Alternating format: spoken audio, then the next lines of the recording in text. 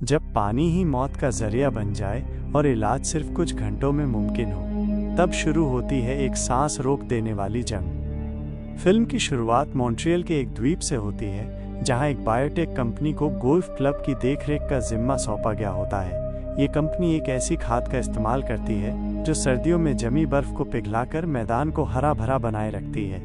इससे अमीर लोग पूरे साल गोल्फ खेलने का आनंद ले पाते हैं।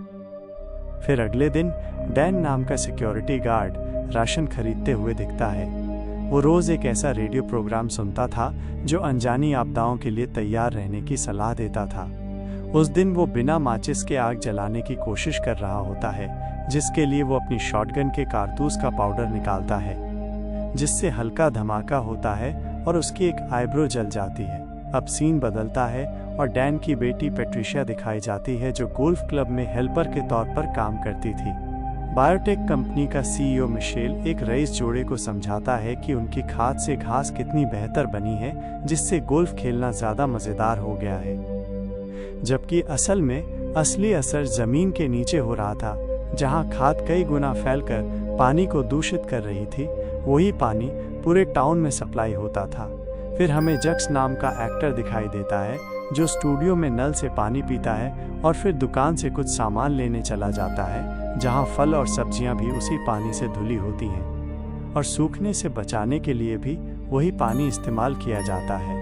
अचानक उसे चक्कर आने लगते हैं, लेकिन वो इसे नज़रअंदाज करता है। घर पहुंचने पर वो देखता है कि उसके दांत हरे रंग के हो रहे हैं और उसके पेट से अजीब आवाज़ें आ रही हैं। जब वो बाथरूम में अपनी पत्नी को ढूंढता है, तब तक वो पूरी तरह ज़ॉम्बी में बदल चुका होता है। वो अपनी पत्नी को काटकर उसका मांस खाने लगता है और इससे उसकी पत्नी भी ज़ॉम्बी बन जाती है। इसके बाद जक्स टब में चला जाता है और दोनों की आंखें धुंधली हो जाती हैं। दूसरी तरफ मिशेल और वो कपल क्लब हाउस की तरफ जाते हैं, जहां वो देखते हैं कि अंदर कोई नहीं है। तभी एक आदमी दौड़ता हुआ आता है और बताता है कि लोग बीमार हो रहे हैं, इसलिए वहां से निकलना ज़रूरी है। लेकिन उसी वक्त कई कर्मचारी वहां दौड़ते हुए आते हैं, जो अब ज़ॉम्बी बन चुके थे। एक कुत्ता भी वहां आता है और महिला उसे पास बुलाती है, लेकिन वो उस पर झपट पड़ता है और उसे काट लेता है। ये देख मिशेल और उसका पति उसे दूर फेंकते हैं। तभी कुछ और ज़ॉम्बीज़ दौड़ते हुए नजर आते हैं। महिला भी अब ज़ॉम्बी में बदलने लगती है। दोनों पुरुष तुरंत अंदर जाकर दरवाज़ा बंद कर लेते हैं, लेकिन कुत्ता भी चुपके से अंदर आ जाता है और महिला के पति को काट लेता है, इसलिए वे उसे एक कमरे में बंद कर देते हैं। तब तक सारे ज़ॉम्बी दरवाजे पर इकट्ठा हो जाते हैं और ज़ोर ज़ोर से दरवाज़ा पीटने लगते हैं। इसी दौरान महिला का पति भी ज़ॉम्बी बन जाता है और मिशेल का पीछा करने लगता है। मिशेल चाकू लेकर किचन में छिप जाता है। इसके बाद डैन का सीन आता है, जिसे एक बूढ़ी महिला कॉल करके बताती है कि उसके पड़ोसी आपस में झगड़ रहे हैं। जब डैन वहां जाकर दरवाज़ा खटखटाता है तो पड़ोसी बाहर आते हैं, जो अब ज़ॉम्बी बन चुके होते हैं। बूढ़ी महिला भी ज़ॉम्बी में बदल जाती है और डैन का पीछा करने लगती है। डैन तुरंत अपनी गाड़ी में जाकर छिप जाता है और मदद के लिए आवाज़ लगाता है, पर कोई नहीं आता। सड़कों पर दौड़ते ज़ॉम्बीज़ को देखकर उसे अपनी बेटी पैट्रिशिया की चिंता होती है। वो उसे कॉल करता है, लेकिन पैट्रिशिया खुद ज़ॉम्बी से भाग रही होती है, इसलिए कॉल नहीं उठा पाती। डैन और परेशान हो जाता है, इसलिए वो कंपनी की कार छोड़ अपनी गाड़ी और हथियार लेकर बेटी की तलाश में निकल पड़ता है। अगले सीन में हम आंद्रे नाम के लड़के को देखते हैं, जो अपनी छोटी बहन एनी के लिए दूध तैयार कर रहा होता है। जिस वक्त वो टोंटी से पानी लेने ही वाला होता है, उसकी माँ उसे बोतल बंद पानी इस्तेमाल करने के लिए कहती है। आंद्रे वैसे भी कभी भी टैप वाटर नहीं पीता था। उसे जब भी प्यास लगती, वो कोल्ड ड्रिंक या दूसरी ड्रिंक पी लेता था। थोड़ी ही देर में उसकी माँ को चक्कर आने लगते हैं, जिस पर आंद्रे कहता है कि शायद ज़्यादा एक्सरसाइज करने से ऐसा हो रहा होगा। कुछ पल बाद उसकी माँ ज़ॉम्बी में तब्दील हो जाती है और आंद्रे पर झपटने लगती है। वो डर कर बाहर भागता है और दौड़ते हुए लड़खड़ा कर नीचे गिर जाता है। जैसे ही उसकी माँ उस पर झपटती है, डैन अपनी गाड़ी से उसे टक्कर मार देता है, जिससे वो घायल हो जाती है। अपनी माँ की ऐसी हालत देखकर आंद्रे उन्हें बचाने जाता है, लेकिन डैन उसे रोककर कहता है कि ये वक्त भावुक होने का नहीं है बल्कि खुद की जान बचाने का है। वो उसे घर के अंदर छिपने की सलाह देकर वहाँ से निकल जाता है। उसी वक्त वहाँ और ज़ॉम्बीज़ पहुँचने लगते हैं। ऐसे में आंद्रे अपनी माँ को वहाँ नहीं छोड़ पाता, इसलिए उसे पैर पकड़कर खींचते हुए घर में ले आता है और सारे दरवाजे बंद कर देता है। फिर मदद के लिए पुलिस को फ़ोन करता है, जहां उसे एक रिकॉर्डेड संदेश सुनाई देता है कि पूरा द्वीप सील कर दिया गया है। अगले दृश्य में उस पुल को दिखाया जाता है जो आइलैंड को मुख्य शहर से जोड़ता था। वहां कुछ पुलिसकर्मी खड़े थे जिन्होंने पुल के फाटक बंद कर दिए थे ताकि कोई भी बाहर वाला अंदर न आ सके और भीतर का कोई व्यक्ति बाहर न निकल सके। अब सीन बदलता है और आंद्रे की माँ उसकी छोटी बहन एनी पर हमला करने की कोशिश करती है, लेकिन आंद्रे उसे खींचकर बाथरूम में बंद कर देता है, जहां उसकी नज़र शावर से गिरते पानी पर पड़ती है और वो टब में घुस जाती है। उधर एनी लगातार रो रही होती है, जिसकी आवाज़ सुनकर कई ज़ॉम्बीज़ दरवाजे के बाहर जमा हो जाते हैं। आंद्रे उसे तकिया, कंबल और एक प्लास्टिक से ढक देता है ताकि उसकी आवाज़ बाहर न जाए। कुछ देर में ज़ॉम्बीज़ वहाँ से हट जाते हैं। थोड़ी देर बाद आंद्रे की बिल्ली पेट डोर से वापस घर में घुस आती है और उसी रास्ते से एक ज़ॉम्बी अंदर आ जाता है जो आंद्रे को पकड़ने ही वाला होता है, लेकिन आंद्रे घर से बाहर भाग जाता है, जिससे ज़ॉम्बी भी शांत हो जाता है। जैसे ही आंद्रे वापस गोल्फ स्टिक लेकर आता है, ज़ॉम्बी छिप जाता है। अगले सीन में पैट्रिशिया को दिखाया जाता है जो ज़ॉम्बी से बचने के लिए एक गैराज में छिप जाती है और मदद के लिए अपने पिता डैन को कॉल करती है। डैन फौरन वहां पहुंचता है और देखता है कि गैराज के बाहर बहुत सारे ज़ॉम्बीज़ खड़े हैं। वो अपनी चाकू निकालकर कुछ ज़ॉम्बीज़ को मार देता है और कुछ को गिरा देता है। फिर वो गैराज के अंदर घुसता है। उसी समय पुल पर मौजूद पुलिसकर्मी वहां से हट जाते हैं, क्योंकि सेना ज़ॉम्बी प्रभावित क्षेत्र को बम से उड़ा रही होती है, जिससे पूरे कस्बे की बिजली चली जाती है। सुबह एनी की आया काम पर आने के लिए पुल के पास पहुंचती है और देखती है कि वो टूट चुका है।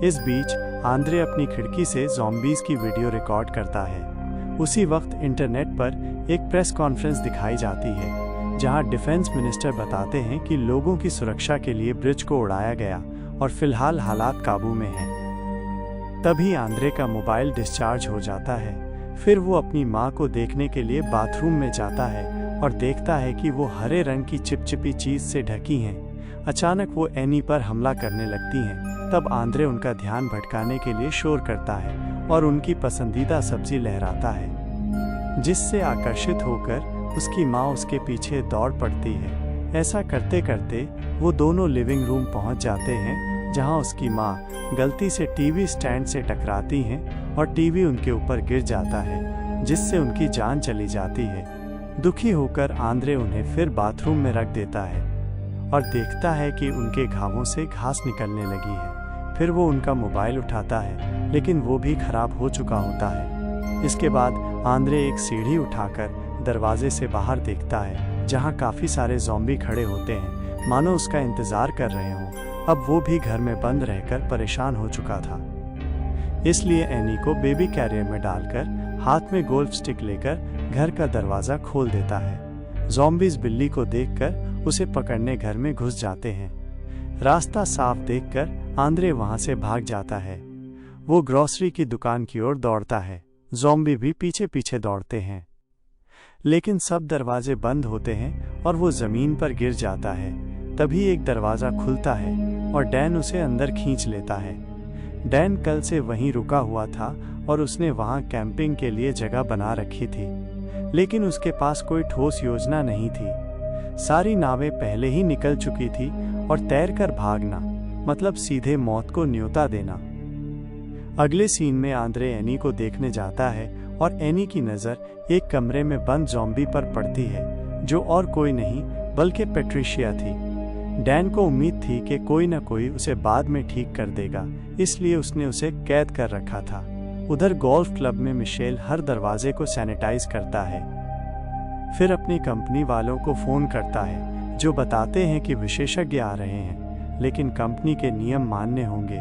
तभी एक ज़ॉम्बी कुत्ता उस पर भौंकता है, जिसे वो लात मारकर भगा देता है। यहाँ पता चलता है कि उसने अपने एक दोस्त की हत्या की थी। स्टोर में डैन आग जलाने में नाकाम रहता है। तब आंद्रे लाइटर से आग लगा देता है।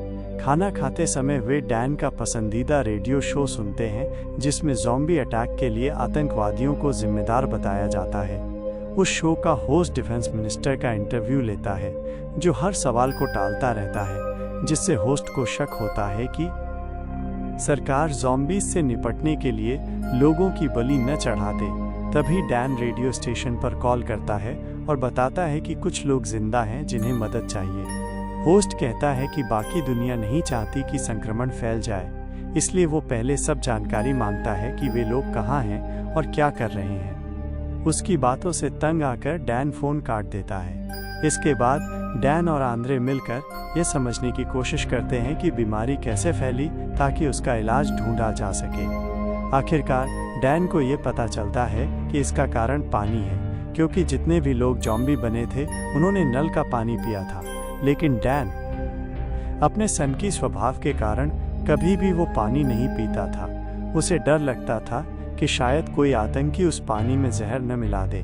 थोड़ी देर बाद वे तीनों दुकान से बाहर आते हैं और पैट्रिशिया को भी अपने साथ ले जाते हैं, जिसके सिर पर एक पिंजरा था ताकि वो किसी को काट न सके। बाहर उन्हें कुछ ऐसे ज़ॉम्बी दिखाई देते हैं जिनके शरीर पर हरे रंग का चिपचिपा पदार्थ लगा होता है।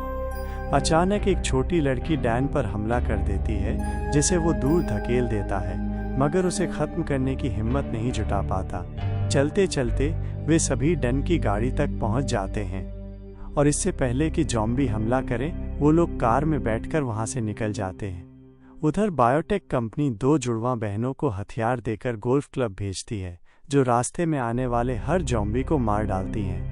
वहीं क्लब के अंदर मिशेल इस सौदे से जुड़े सभी दस्तावेज जला रहा होता है ताकि सबूत न बचे कि उनके खाद से ये बीमारी शुरू हुई थी।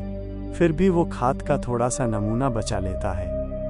तभी दोनों जुड़वा उसके पास पहुंचती हैं और मिशेल उनमें से एक का सूटकेस ले लेता है, जिसमें कई गोल गेंदें होती हैं जिनके अंदर इलाज मौजूद था, जो 24 घंटे में इन्फेक्शन को मिटा सकता था। मगर जैसे ही वो एक बॉल उठाता है, दोनों बहनें उसे पकड़ लेती हैं और जबरन सैंपल उसके मुंह में डाल देती हैं। इसके बाद वो बेहोश हो जाता है और वे लोग उसे घसीट कर ले जाती हैं। इस बीच बॉल उसके हाथ से गिरकर जमीन पर लुढ़क जाती है। अगले सीन में वे तीनों कार से वाटर ट्रीटमेंट प्लांट की ओर बढ़ते हैं। वे लोग एनी को गाड़ी में छोड़ देते हैं ताकि उसकी आवाज़ से अन्य ज़ॉम्बी न आ जाएं। मगर पैट्रिशिया को बच्चे के साथ छोड़ना ठीक नहीं था, इसलिए वो भी साथ जाती है। वो लोग इमारत में दाखिल होते हैं जहां एक पानी की टंकी में एक ज़ॉम्बी फंसा हुआ होता है और उसके शरीर पर पौधे उगाए थे। पैट्रिशिया को जैसे ही पता चलता है वो दौड़कर उसकी ओर जाती है, जिसके पीछे डैन और आंद्रे को भी दौड़ना पड़ता है। जैसे ही वो पूल पर पहुंचती है वो छलांग लगा देती है और डैन भी उसे बचाने के लिए पानी में कूद जाता है। तभी ज़ॉम्बी ऊपर आता है और डैन पर हमला करता है। डैन पैट्रिशिया को सामने रख देता है, जिससे वो पीछे हट जाता है। जब आंद्रे पास आता है उसे महसूस होता है कि ज़ॉम्बी आपस में हमला नहीं करते। तभी आवाज़ सुनकर ज़ॉम्बी उसका पीछा करता है। आंद्रे बाहर भागने लगता है और जैसे तैसे कार तक पहुंचता है। डैन भी बाहर आता है और पैट्रिशिया को ढाल बनाकर कार में बैठ जाता है। डैन को कार में कुछ आवाज़ें सुनाई देती हैं, तब उसे एहसास होता है कि पैट्रिशिया का फ़ोन अब भी उसके पास है। वो टूटे हुए हाथ का उपयोग करके फ़ोन अनलॉक करता है और देखता है कि घाव पर भी घास उग आई है। ठंड के मौसम में ये देख वो हैरान हो जाता है। तभी उसे याद आता है कि गोल्फ क्लब में एक प्रयोग चल रहा था। शायद यही वजह थी, ना कि आतंकवादियों की साजिश।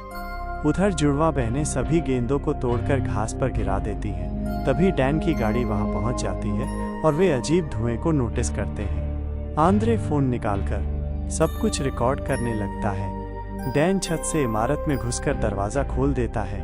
सभी लोग अंदर आ जाते हैं और पैट्रिशिया को एक कमरे में बंद कर देते हैं। आंद्रे कुर्सियों से एनी के लिए सोने का इंतजाम करता है। डैन और आंद्रे बिल्डिंग की तलाशी लेते हैं और उन्हें वो कुत्ता मिल जाता है, जिसके शरीर पर भी घास उग आई थी। तभी डैन को चक्कर आने लगते हैं और एनी तेज आवाज़ में रोने लगती है। आंद्रे उसे चुप कराने जाता है। और देखता है कि वो बिस्तर पर नहीं है। वो उसे ढूंढता है और डैन एक अंधेरी गली में जाता है जहां बम बिछे होते हैं। उसकी तबीयत बिगड़ती जाती है, लेकिन वो हिम्मत नहीं हारता। वो उस कमरे में पहुंचता है जहां टाइमर से जुड़े बम रखे होते हैं। अब वो इतना कमज़ोर हो जाता है कि वो गिर जाता है। तब वो पैट्रिशिया के टूटे हाथ से टाइमर बंद करता है और उसकी आंखें हरी हो जाती हैं। बाहर खड़ी ट्विंस देखती हैं कि बिल्डिंग अब तक नहीं फटी। वो अंदर चेक करने जाती हैं और किचन में एनी को देखती हैं। वो उसे खाद खिला देती हैं और वहां से निकल जाती हैं। आंद्रे एनी को ढूंढता हुआ उस कमरे तक पहुंचता है जहां मिशेल बंद होता है। उसे अपनी बहन मिल जाती है, मगर तभी दोनों ट्विंस रास्ता रोक लेती हैं। एक उसका मुंह बंद कर देती हैं और दूसरी खाद खिलाने लगती है। तभी एनी जॉम्बी बन जाती है और ट्विन को काट लेती है, जिससे सैंपल गिर जाता है। डैन दूसरी ट्विन पर हमला करता है और उसे भी काट लेता है। जैसे ही आंद्रे पीछे हटता है, उसका पैर उस इलाज वाली बॉल पर पड़ता है और बॉल फूट जाती है। चारों तरफ धुआं फैलता है और डैन व एनी ठीक होने लगते हैं। डैन अब आंद्रे का पीछा करता है और दोनों किचन पहुंचते हैं। जैसे ही डैन काटने वाला होता है, उसे एनी की मौजूदगी का एहसास होता है और वो रुक जाता है। दोनों बहनें गन निकालती हैं और एक दूसरे को गोली मार देती हैं ताकि जॉम्बी न बने। आंद्रे डैन के जैकेट से उसका पुराना फ़ोन निकालता है और पैट्रिशिया के नंबर पर कॉल करता है। फ़ोन की घंटी सुनकर वो उसे ढूंढ लेता है और वीडियो बनाता है, जिसमें वो सब कुछ बताता है और मदद की गुजारिश करते हुए इंटरनेट पर अपलोड करता है। फिर वो डैन को उसकी बेटी के कमरे तक ले जाता है। उधर जैसे ही आंद्रे की वीडियो न्यूज़ चैनल पर पहुंचती है, सरकार वहां सफाई के लिए सेना भेज देती है। सैनिक रास्ते में सभी जॉम्बी को गोलियों से खत्म करते हैं। आंद्रे भी बाहर आकर मदद मांगता है और अपने साथ टूटा हुआ हाथ लेकर आता है ताकि वैक्सीन तैयार की जा सके। तभी एक और बचा हुआ व्यक्ति सैनिकों के पास पहुंचता है और उसे गोली मार दी जाती है। आंद्रे को समझ आता है कि सेना सबको मारने आई है। अब एनी भी पूरी तरह ठीक हो जाती है, इसलिए आंद्रे छिप जाता है। उधर डैन भी ठीक हो चुका होता है, मगर सैनिक बिल्डिंग में घुसकर उसे और पैट्रिशिया को जला देते हैं। अगले सीन में रक्षा मंत्री टीवी पर लोगों से कहता है कि स्थिति नियंत्रण में है और बीमारी खत्म हो चुकी है। तभी वो एक कप से पानी पीता है जिस पर बायोटेक कंपनी का निशान होता है। इससे साफ होता है कि वो भी इसमें शामिल था। आंद्रे अब जान बचाने के लिए इधर उधर भाग रहा होता है और उसे रास्ते में कई मरे हुए लोगों की लाशें दिखती हैं जिन्हें सैनिकों ने मारा था। तभी वो नदी में एक नाव देखता है जिसे एनी की आया लाई थी। नाव में कुछ जैकेट्स होती हैं जो आंद्रे और एनी को बचा लेती हैं। जैसे ही वे द्वीप से बाहर निकलते हैं, आंद्रे को लगता है कि उसका हाथ अब बेकार है, इसलिए वो उसे नदी में फेंक देता है, जहां एक मछली उसे खा लेती है और खुद जॉम्बी बन जाती है। यहीं पर फिल्म समाप्त होती है। तो यही थी उस खतरनाक इन्फेक्शन की पूरी कहानी, जहां हर मोड़ पर था खतरा और हर सांस के साथ एक नई उम्मीद। क्या इंसानियत जीत पाई या फिर ज़ॉम्बी बन गई दुनिया की हकीकत? सोचिए और जुड़िए अगली कहानी में एक और रहस्य के साथ। ये तो थी सिर्फ एक कहानी, लेकिन ऐसी कई और कहानियां इंतजार कर रही हैं आपको चौंकाने के लिए। सब्सक्राइब करें और तैयार रहिए, क्योंकि अगली बार कहानी और भी गहरी होगी।